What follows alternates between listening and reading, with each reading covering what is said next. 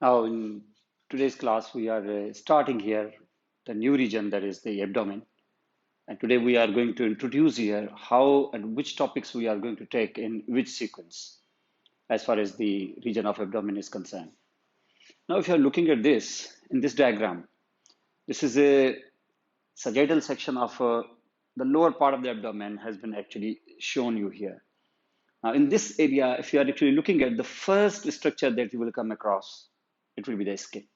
So you see here, this is called the skin. Now, first structure that you come across is the skin, because in this diagram, we are going to show you that abdomen actually basically consists of three things which we are going to discuss. Number one is anterior abdominal wall. Number two, abdominal cavity. And number three, posterior abdominal wall. Now, this is number one, which we are going to show you, and what structures you are going to see here, what clinical important relevant topics you are going to watch in these earlier sessions here. Now, the first thing that you are seeing here is the anterior abdominal wall, if you are actually looking at. This is the number one thing, that is the skin. You see the layers here, which layers you are going to actually pick up here. The number one is the skin. After the skin, the next structure is the superficial fascia. And if you're looking at the superficial fascia, this one which we are actually showing you in green, this is called superficial fascia. Surely this is called superficial fascia.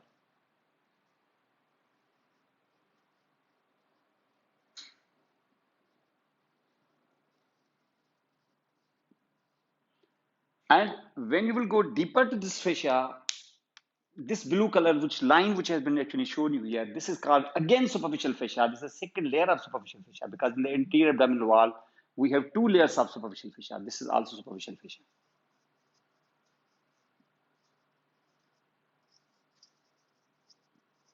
This layer, which is in fact under the skin, which consists of a lot of adipose tissue here, you call them the fatty layer of superficial fascia. So first layer will be called the fatty layer. This is a fatty layer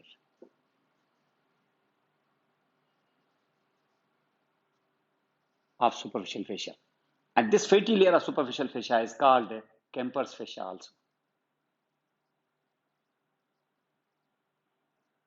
And when you will actually go deeper to this, you will see another fascia that is called here the this another layer of the superficial fascia. You call it the superficial fascia, but you call this the membranous layer of superficial fascia. It's very, very important here. Membranous layer of superficial fascia. And this membranous layer of superficial fascia's other name is this Carpal's fascia. These are the three layers you see there. And after that, there will be deep fascia also, but it's the rudimentary. You can actually ignore this fascia. Okay. Deep fascia is not present as such in the anterior abdominal wall, like the deep fascia elsewhere in the body. So in the anterior abdominal wall, deep fascia is not present. You see, if it's present, it is rudimentary, it is ill-defined.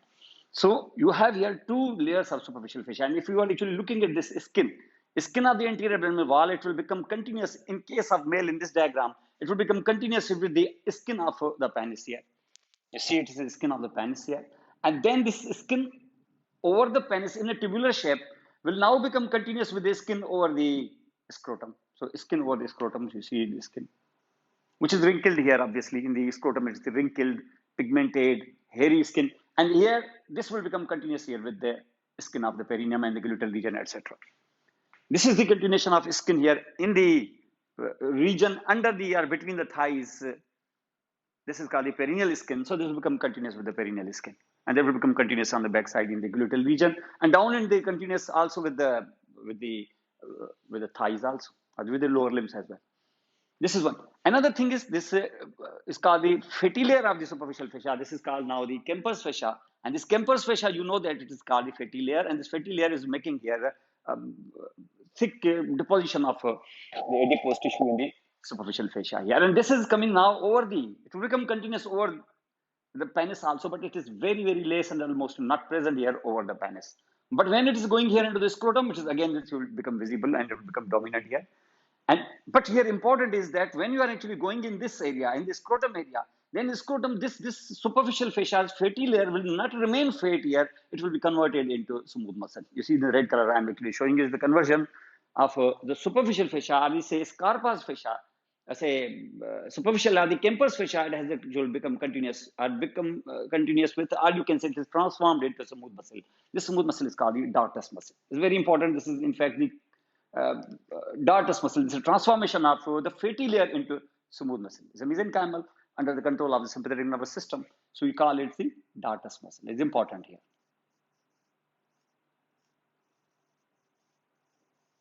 Dartus muscle is important in thermoregulation of the scrotum. Thermoregulation, I will say the temperature regulation within the scrotum, because the scrotum harbors the male sex gland, that is testis, and it needs a temperature differently than the body temperature. And if, for example, you see dartus muscle, and then when it's actually becoming continuous again here into the perineal side, it will become again continuous. In the perineal side, it will become again fatty layer.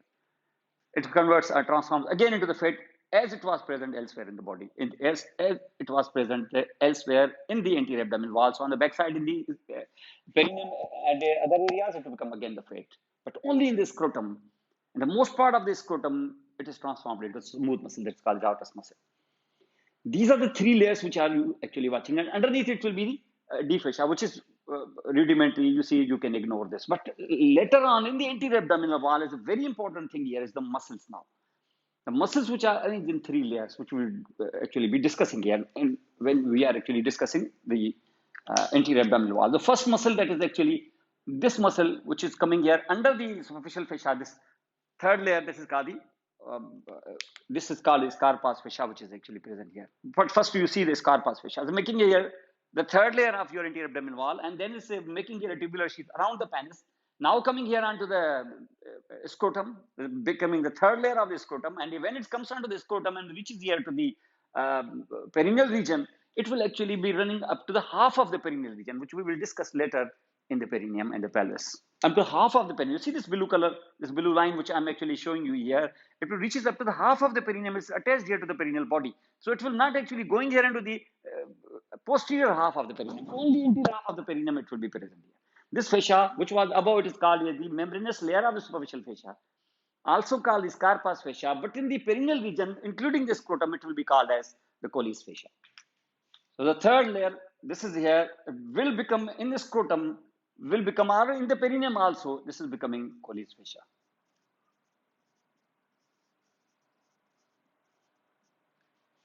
This is called the Colles fascia. That's why they say that if, for example, this is urethra, and this urethra is actually coming into the penis, and before that it is present in the urogenital diaphragm, it is through the prostate and coming from the urinary bladder. So if, for example, this urethra ruptures here, the urine will come into the scrotum.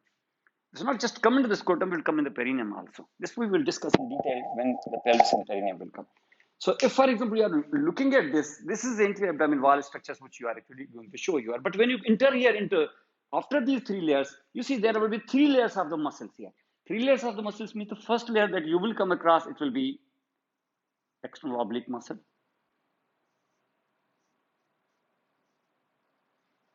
This is number one muscle, you see that? When you are putting the needle through your anterior abdominal wall, reaching up to the abdominal cavity, the first layer is the skin, second is the fatty layer, third is the membranous layer, fourth will be the muscle. That's called the external oblique muscle. And under the external oblique muscle will be another muscle that is called internal oblique muscle, third layer. This is the second muscle which you are actually going to show. Internal oblique muscle. Needle will pass through this muscle. This is the fifth, you can say, layer. Second are the muscles, and three will be the cutaneofascial. So these will be actually this called the internal oblique, and under the internal oblique, we will have actually another muscle also that is called the transversus muscle. Transverse muscle that is called the Rectus Abdominis muscle. This is the third muscle. This is called Transversus Abdominis muscle. These are the three layers which you actually see here. After these three layers of the skin and the fascia, then the three layers of the muscles, next three layers will now come. And if you are watching here the fascia transversalis, under the fascia transversalis will come here a fascia, which will not just be under this fascia, and then it will come here into the, say, abdomen also, and in the posterior abdominal wall as well. You see this. Here its name is the fascia transversalis.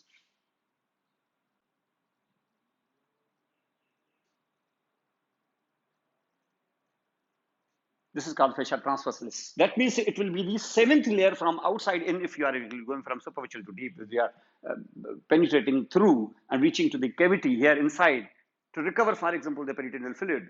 You see the seventh layer you are actually watching is this called the fascia transversalis. And after the fascia transversalis, you will see here a thin layer of the fat.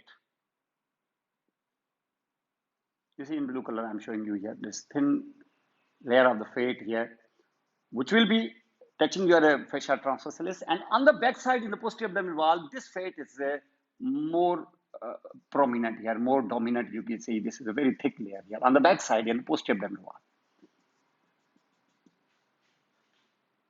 So this is from inside if you are actually coming. You see from outside 3 layers of the skin and fascia, then 3 layers of the muscles, and now 3 more layers of the connective tissue. And after this first connective tissue layer, it was you say fascia transversalis. The next is this is called the fat here.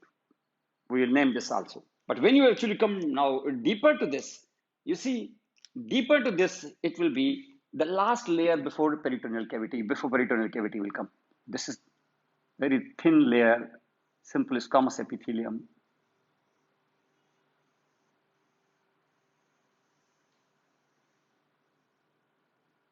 And this layer, it is called the peritoneum.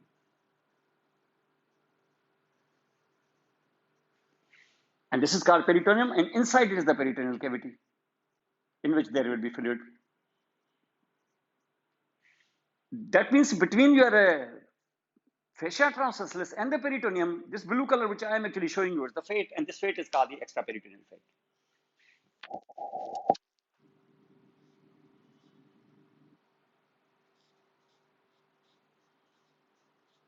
Mean this set of 3 structures inside, set of 3 structures outside. Sandwich between these 3 and 3, there will be the 3 structures. These are called the muscles in between. Means there are 9 layers the needle will actually come across when you are actually going from outside in, till you reach to the 10th thing here, that the 10th structure, that is the peritoneal cavity, from which you will recover your peritoneal fluid. So this will be the 10th structure. That means 10 structures your needle will pass through from skin until the last layer, that is until the last thing, that is called the peritoneal cavity. These things are in fact present near anterior abdominal wall, and in this area, especially when you are actually discussing your muscles here. So you will not just discuss the muscle, fascia and other things, but you will discuss the muscles. Means you will discuss the muscles separately. And when you discuss the muscles separately, in the center, you don't have just 3 muscles. We have in the center, we have got a rectangular muscle in the center on either side of midline. We call this the rectus abdominis, and that is actually covered with a fascia, with a very important sheath here, that is called the rectus sheath. Very important here. This you will discuss also. Not only this, but in the muscles, as you see, look at the muscle. The muscles, in fact, between the muscles, very close here to your inguinal ligament here, you will see, because the inguinal ligament itself is a part of the muscle. And if you actually be seeing here, just above the inguinal ligament, you will see in between the muscles, there is a cleft, which runs above and parallel to the inguinal ligament. Here you call it the inguinal canal. And in the inguinal canal, again, very important structure, which you are going to discuss in this. And in inguinal canal, you can have the hernia also. This is called the inguinal hernia. This also. And at the same time, scrotum, it's a structure. This you will actually have to discuss in this also. And when you will actually discussing these things here, you will be, in fact, watching certain other things.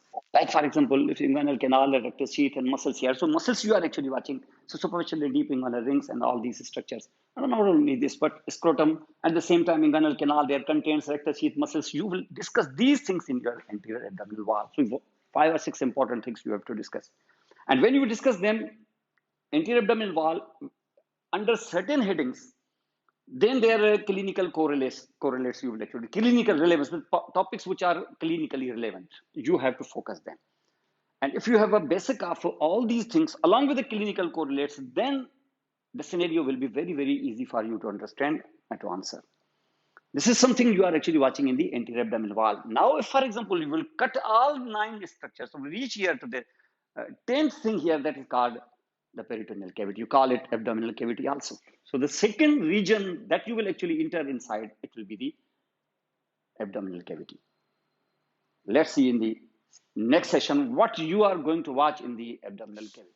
Now, in the second part of our this discussion regarding the abdomen, we are going to focus here in another part that is called the abdominal cavity. After we have removed the almost 9 layers of the anterior abdominal wall. Out of this, the 3 were in the previous sessions. You have seen that the 3 are skin and the fascia. This is called the skin, fatty layer of the superficial fascia, and the membranous layer.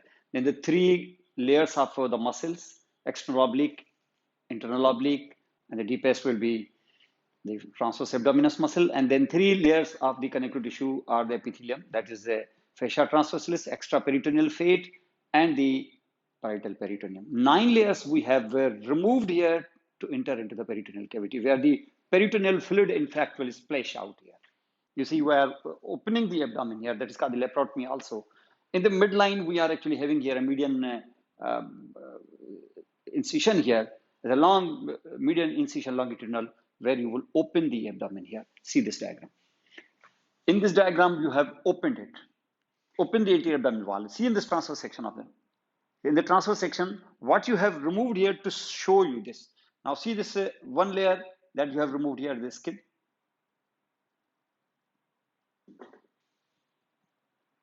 And in another layer, you have removed here the superficial fascia, fatty layer. Then the membranous layer, blue color. You are watching in the central region, these are the rectus abdominis muscle, you have removed this. These 3 muscles, you see the 3 layers you have removed.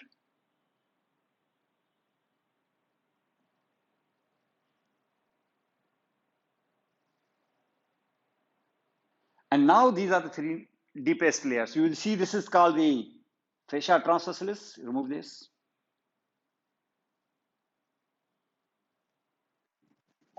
And then extraperitoneal fat, remove it also, and then the parietal peritoneum. When you are removing the parietal peritoneum here,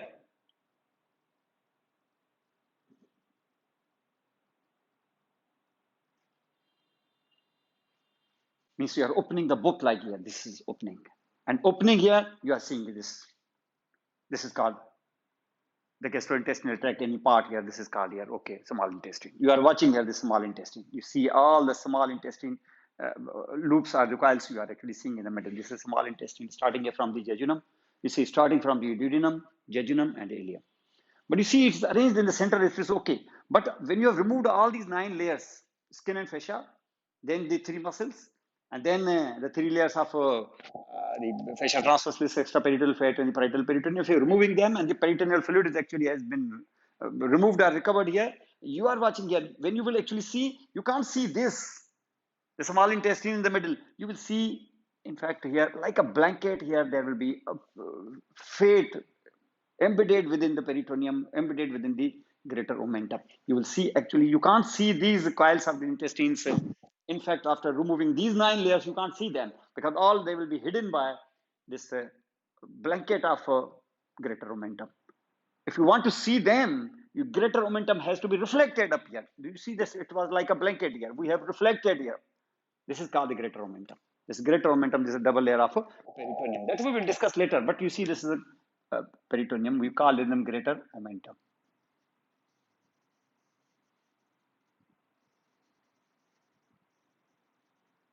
And greater omentum is in fact covering the central part of your abdominal cavity, where suspended are these coils of jejunum and ileum here. You see these all coils of jejunum and ileum in the center. And when the ileum actually finishes here at the right iliac fossa, large intestine starts. And the large intestine starts here. So you see these are called the jejunum, and this is called here the ileum. You can say some 20 feet long small intestine here, and 1 foot will be duodenum also. 21 feet long intestine, small intestine, starting here from. But before that, we have the stomach and a part of the esophagus also. The stomach and a part of esophagus, just half an inch of the esophagus. Infradiaphragmatic portion here, abdominal part of the esophagus. And at the same time, we have got here under the diaphragm, liver also. At the same time, biliary duct, gallbladder. And all these things we actually will see, and including even the spleen as well. So in the peritoneal cavity, in the abdominal cavity, these things we will actually have to watch here. So what you have to see in these structures, I told you that first thing will be esophagus, then stomach. In sequence we will go, like in duodenum, jejunum, ileum. These three are called small intestine. But at the same time, we have got here, you see, this is called cecum. Suspended or attached to the cecum is appendix. And cecum becomes continuous with the colon. And colon means you call it ascending colon. Then this is called a transverse colon. This will be the descending colon. And that will dip into the pelvis. You call it the pelvic colon, or you can call it the sigmoid colon. Sigmoid colon will be part of the pelvis. We will not discuss in the abdomen. So all these four parts plus cecum and appendix, 6 parts, and sigmoid colon that will become continuous with the rectum. That will be also the pelvic structure. And then the anal canal, that will be the perineal structure. All these together, because some part of the GIT we will discuss in the pelvis and the perineum. But these structures we will discuss here. But not only this, but the glands connected to that. That is called biliary system and the liver also. Means along with them, you see, you have to discuss here one thing that is called the pancreas. And another is the liver. Connecting both is the biliary system. And along with that, don't forget one more thing is the spleen. These structures we will discuss in abdomen. And we have actually seen here in the abdominal cavity. It's a longer part. And when you discuss all these things, then you will discuss here the neurovascular bundles. Neurovascular bundles means the arteries, veins, and the nerves and the lymphatics together. Together means when you are discussing here the esophagus or stomach, don't actually mention its blood supply, venous drainage, lymphatics, etc. of the stomach only. First of all, see the anatomy of these things and the clinical relevance or the clinical important facts about these structures in sequence. See the anatomy first, and then the blood supply of all the structures together. Because all the blood is in fact is coming from the retroperitoneal structure, this is called here the aorta, and this is giving long blood vessels here straight into the various parts of the gastrointestinal tract. But here you are watching the abdominal cavity, and these structures are present here. And if you see these structures, your anterior abdominal wall almost is having an identical configuration like in the posterior abdominal wall is. But if you are removing all this, for example, if you remove all this colon, etc., all these things you are removing. Now see this remove. Means what you have removed last, you have removed here, last thing is the parietal peritoneum.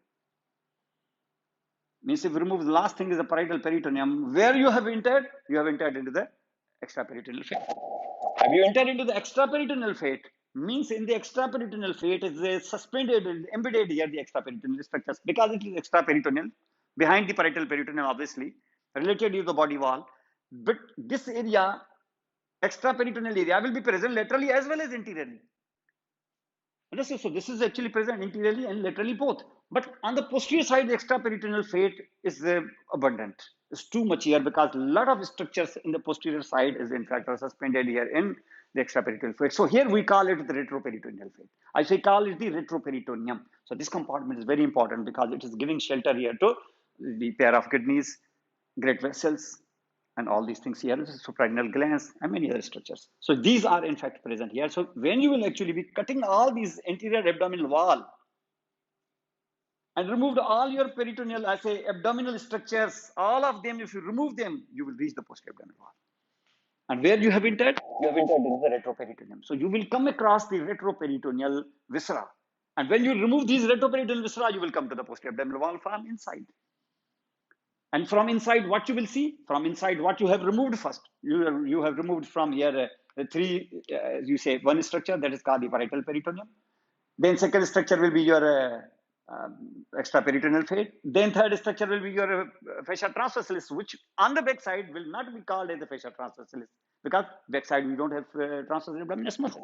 Here its name will become sos fascia. Fascia covering quadratus lumborum, like high. So if this is actually present, so three structures are there. And then on the posterior abdominal wall, also we have got the three layers of the muscles, which we will actually be seeing them later. But you see all this here. So removing all this anterior say peritoneal abdominal structures, you will go to the posterior abdominal wall. And we go to the posterior abdominal walls. First, you will come across the posterior abdominal wall viscera. And when you remove them, for example, in the middle aorta, and the right side will be the inferior vena cava, giving their branches all over, and the two sides will be the two kidneys. On the top of the two kidneys will be the suprarenal glands. And if you remove them all, then you will be having here a totally clean posterior abdominal wall from inside. Inside means how many layers of muscle? Again, three layers. Which muscle you will feel from inside? It will be the third layer, obviously, because you are going from inside. Remove the third layer, the second, the first, and after first three layers of the skin and superficial fascia will come. And you will see that in the next session when we will actually change this diagram. Now, look at this diagram where we have approached in this posture. Now, if you are looking at this, we have already told you that we have removed from here all the 9 layers, means 3 layers of the fascia, I say skin and the fascia, 3 layers of the muscles, 3 layers of the connective tissue and the peritoneum, and we have removed here even the peritoneal cavity till you reach here to the posterior abdominal wall, which in fact will be having here, right from here skin up to parietal peritoneum were 9 layers. So parietal peritoneum was the 9th layer.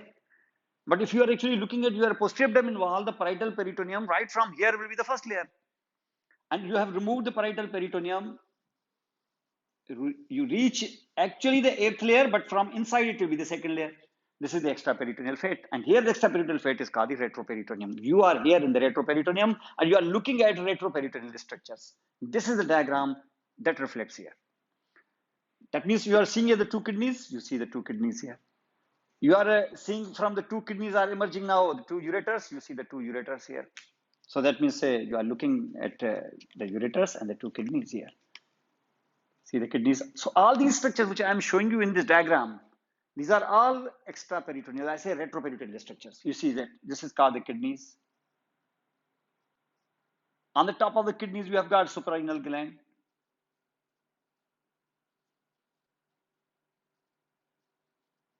And you see emerging from the hilum of the kidney is the ureter.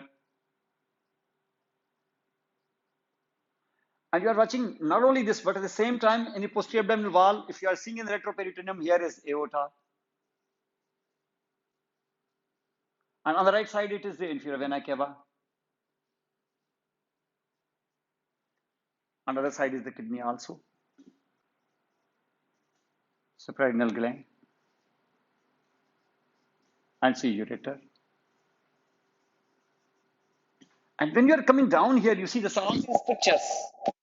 The ureter. And you are looking all these structures, they are actually going into the pelvis here. These are pelvic structures. We will discuss them in the pelvis. But here, these are all retroperitoneal in this region. That means we have removed peritoneal cavity. I say removed peritoneal cavity, the peritoneal viscera, etc., everything. And now actually remove the parietal peritoneum to enter now into your posterior abdominal wall. So means 9th layer of your posterior abdominal wall has been removed.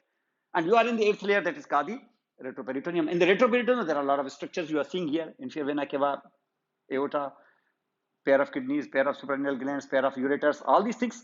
But you see that if you are saying these structures are there, okay, we agree. But problem is why the cecum, ascending colon, not the transverse, descending colon, even the duodenum, most of the part, and even the pancreas also, which were in fact the part of the gastrointestinal tract. Why they are present in the retroperitoneum? They are very much intraperitoneal. And you have seen these all were actually intraperitoneal suspended within the mesentery. Why they are present? We will discuss them when we will come into the peritoneal cavity. We will tell you that these structures, they were in fact intraperitoneal in the beginning in embryological setup, but they have become secondary retroperitoneal organs. So they will be in fact sleeping upon, as a sleeping anterior to, and they are hiding the already originally occupying, say already originally situated retroperitoneal organs. Means primary retroperitoneal organs, they will be hidden partially by secondary retroperitoneal organs. So you see many parts of your gastrointestinal tract. If you see starting from your esophagus, no. Stomach, no also. Duodenum, some portion, it is totally intraperitoneal, but the rest of all duodenum, almost it is extraperitoneal, I say retroperitoneal, has become retroperitoneal. That's why it is present in this diagram. So it is present in the retroperitoneum. And when you have removed this retroperitoneum, you see after that, jejunum, ileum, etc., everything is intraperitoneal. But you see here the cecum, ascending colon, all they are retroperitoneal. But the transverse colon is not. And descending colon is yes.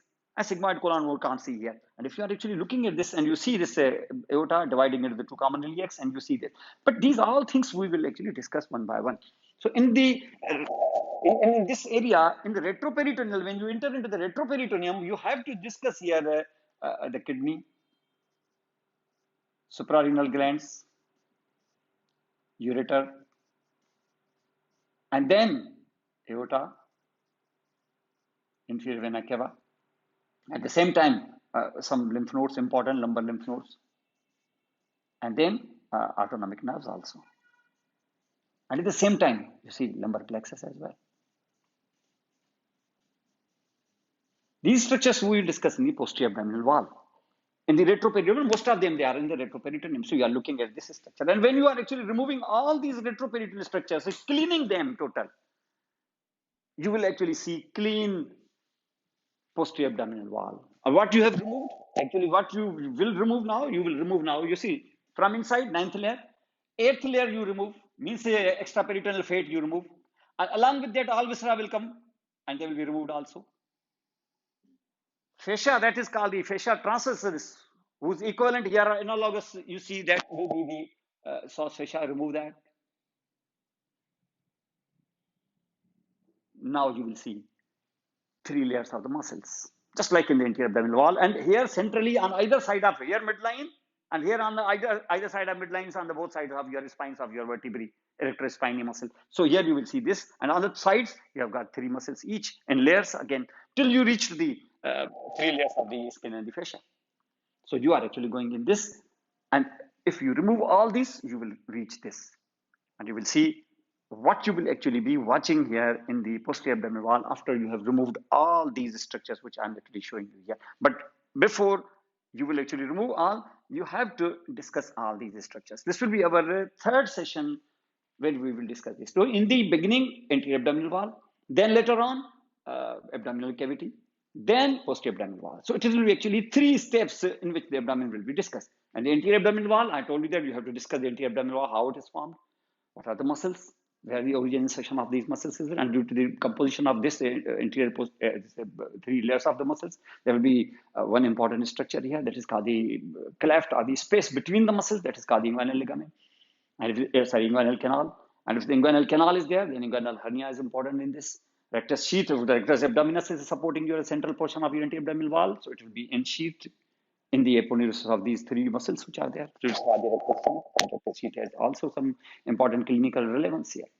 And at the same time, scrotum also, anterior abdominal wall extension here, and some more things you will see in the anterior abdominal wall. And then you will open it, you will enter into the abdominal cavity, where you will see the gastrointestinal tract, along with the hepatobiliary tract also, including pancreas and the spleen as well.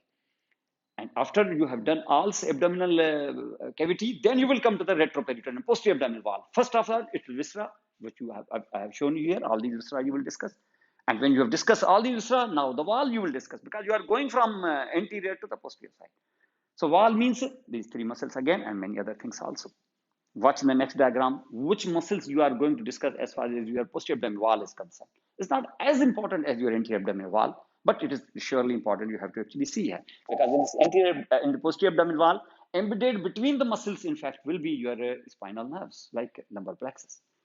At the same time, vertebral column, lumbar vertebrae has to be done, because vertebral column was not present anteriorly, so we didn't actually do any bone in the anterior abdominal wall. But posterior abdominal wall, you will see that we have 5 lumbar vertebrae, but we will discuss at least 1 typical lumbar vertebra. Means in the abdomen, you have just 1 simple typical lumbar vertebra that you have to discuss. Almost boneless region, you can say. But you have got just 1 lumbar vertebra that you have to discuss in the abdomen. Come and see the last diagram of your abdomen, how posterior abdominal wall muscles actually look like. Now, see, in the last session of the introduction to the abdomen, you watch here, we have removed, in fact, everything here. If you look at this diagram in the transverse section, we have removed here anteriorly all the 9 layers of your anterior abdominal wall, removed. The posterior abdominal cavity, viscera has been removed also. And so much so that the posterior abdominal wall, same 9 structures from inside the parietal peritoneum has been removed. This is ninth layer. And you have entered into the eighth layer, that is called the extraperitoneal phase. We call them retroperitoneum. All the viscera in the retroperitoneum, whether primary or the secondary, as secondary retroperitoneal or primary retroperitoneal organs. Primary means the kidneys, suprarenal gland, and great vessels. And secondary means the GIT organs, including pancreas. All these organs you have removed here, and you are removed the extraperitoneal fat, and you have removed even your I say from inside seventh layer, there is the fascia transversalis, which in fact behind will be called as the sauce fascia, or downward it will be called as the fascia iliaca. You have removed that as well, and now you are looking at the three layers of the muscles. In fact, three layers of the muscles, and after that the three layers of the skin and fascia. But you will see that three layers of the muscles in such a way that if you look at this here, this is called here the psoas major muscle. So you see first is the psoas major.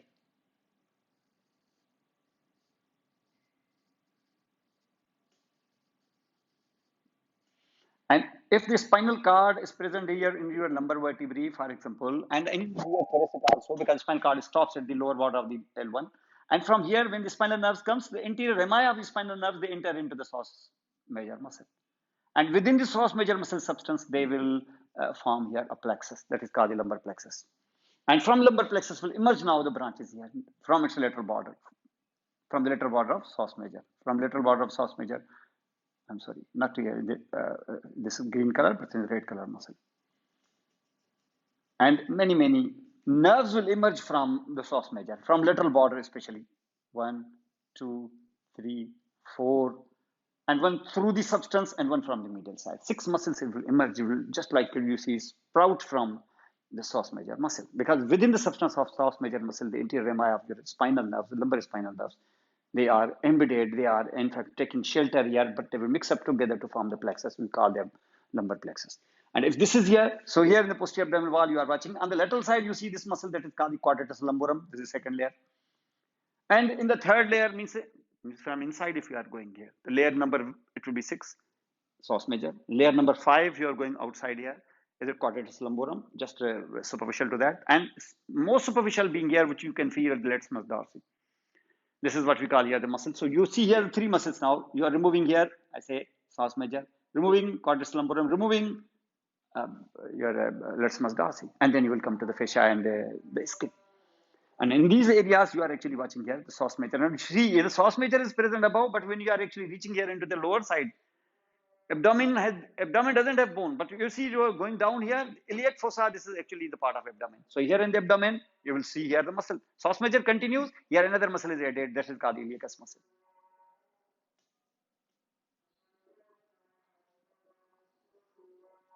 This is called the iliacus muscle. Iliacus muscle, and then above, this is called the quadratus lumborum. And they will be most superficially supported here by your processes, called the latissimus dorsi muscle, and partly by the trapezius also. If this is will be actually, like your muscles are there here, this is your posterior abdominal wall, and in between you have got a vertebra, so one vertebra you have to discuss. Means in the posterior abdominal wall, and so much so that on the 2 sides of vertebral column we have here sympathetic chain. So in the posterior abdominal wall, when you're looking at the muscles, for example, wall only, then you have to discuss lumbar vertebra, at least one lumbar vertebra. Then the muscles, 3 muscles. Then lumbar plexus.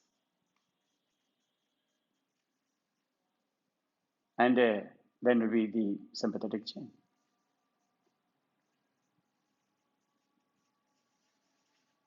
So we have these 4 structures to develop here in your posterior abdominal wall. So this was in stepwise, not just these structures you will see in the anterior abdominal wall, very important structures here. Then you enter into your abdominal cavity where you see the viscera, their blood supply, etc., all the anatomy and their clinical correlates. And then you will go to the posterior abdominal wall where you will see the structures are the viscera of the posterior abdominal wall and then the posterior abdominal wall itself. And all these structures you will actually see, not only the structures anatomy, but their clinical facts also, the clinical correlates also. And then if you discuss these and their basic you have got in your grip, you see that clinical scenario will be very easy to understand here in any type of exam here. This was introduction to the abdomen.